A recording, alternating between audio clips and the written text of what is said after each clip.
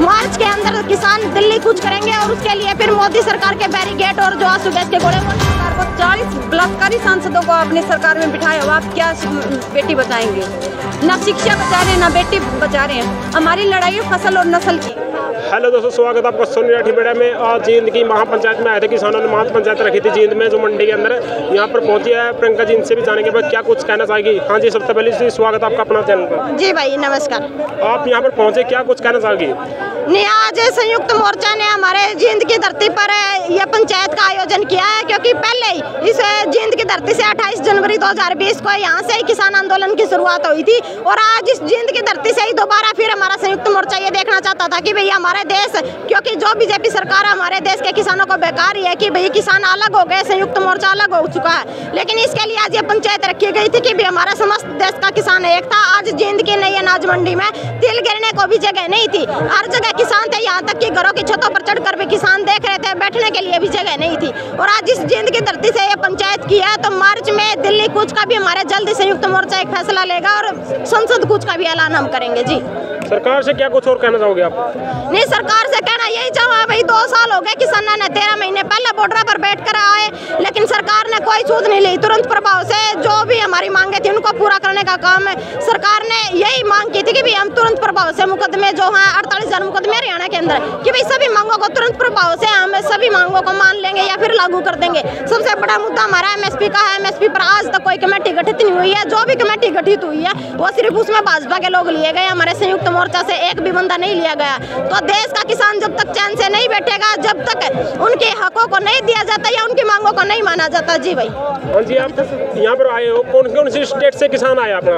यह उत्तरी भारत की पंचायत थी, राजस्थान, यूपी, एमपी, मतलब तमाम जितनी भी स्टेट है, पंजाब, हरियाणा, लगभग सभी स्टेटों से उत्तर भारत के किसान यहाँ इकट्ठा हुए हैं और सरकार को जवाब देने के लिए भी तैयार हुए हैं। जो सरकार किसानों से वादा खिलाफी करती है, धोखे किए हैं, उनको आज किसान जवाब देने के लिए एकजुट हुआ कि भाई या तो किसानों की मांगे मानी जाए, वरना मार्च के अंदर किसान दिल्ली कूच करेंगे और उसके लिए फिर मोदी सरकार के बैरिकेड और जो आंसू गैस के गोले वो नहीं रोक पाएंगे किसानों को। जी, आप 26 जनवरी पर क्या कुछ कहना चाहोगे? और कुछ नहीं, 26 जनवरी पर यही कहना चाहते हैं, 26 जनवरी हमारे लिए तो यूँ लगा लो देश के लिए एक गर्व की बात भी हमारी खातर, लेकिन एक दुर्भाग्य की बात भी है कि भाई इस गणतंत्र में, लोकतंत्र में हर एक वर्ग रोड पर बैठा सारे धक्के खाते फिर रहे हैं। किसी को कैसा लोकतंत्र है, कैसा गणतंत्र है। जी, हाँ जी, आप क्या कुछ कहना चाहोगे यहाँ पर पहुंचे किसान आंदोलन में?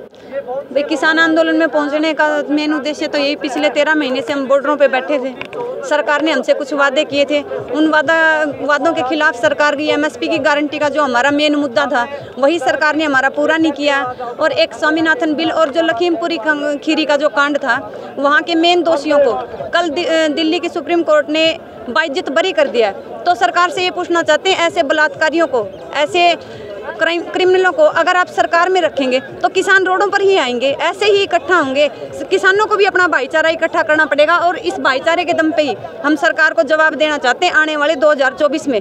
क्योंकि अभी जो करंट में जो मेन मुद्दे हैं, एक तो स्कूलों का सरकार ने नारा दिया था शिक्षा बचाओ का, लेकिन सरकार खुद ही इन स्कूलों को बंद करिए। मर्ज करने के नाम पर 106 स्कूल तो हमारे हरियाणा में बंद कर दिए गए हैं, वो भी बेटियों के। नारा दिया बेटी बचाओ बेटी पढ़ाओ का, लेकिन मैं बताना चाहती हूँ सरकार को, 40 बलात्कारी सांसदों को अपनी सरकार में बिठाया हुआ, आप क्या बेटी बचाएंगे? ना शिक्षा बचा रहे हैं, ना बेटी बचा रहे हैं। हमारी लड़ाई है फसल और नस्ल की, हम आने वाली फसल और नस्ल के लिए लड़ाई लड़ रहे हैं और सरकार को बताना चाहते हैं आपके घुटने टिकवा कर ही दम लेंगे हम। किसानों की कलम चलेगी और अगर आगे सरकार ने वादा खिलाफी की तो सरकार याद रखे, संसद में किसान होंगे और सरकार रोडों पर होगी। आज इस तरह 26 जनवरी है जी, इस पर आप क्या कुछ कहना चाहोगे? देखिए, 26 जनवरी हमारा संविधान दिवस है, गणतंत्र दिवस है, संविधान हमारा लागू हुआ था।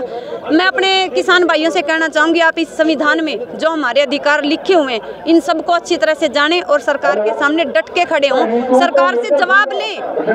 जो सरकार हमारे साथ वादा खिलाफी कर रही है, सरकार से जवाब लें। हमारे अधिकार हैं, हमारे अधिकारों का शोषण सरकार कर रही है, इस शोषण के खिलाफ आप आवाज़ उठाएं और इस संविधान को ध्यान से पढ़ें। इसके अंदर न सिर्फ हमारे आने वाली पीढ़ी के भी अधिकार लिखे हुए, इसमें सभी एक्ट हैं, सभी एक्ट का आप ज्ञान लेकर सरकार के खिलाफ मजबूती से मोर्चा रखें ताकि हमारे आने वाली फसल और नस्ल को बचाया जा सके। हाँ जी, भारत के कोने कोने से जो किसान आए हैं, कितनी संख्या में किसान पहुंचे यहाँ पर? देखिए, यहाँ लाखों की संख्या में किसान थे और सभी का एक ही मुद्दा है, जो सरकार हमारे साथ शोषण करी है उस शोषण के खिलाफ लड़ाई लड़ रही है।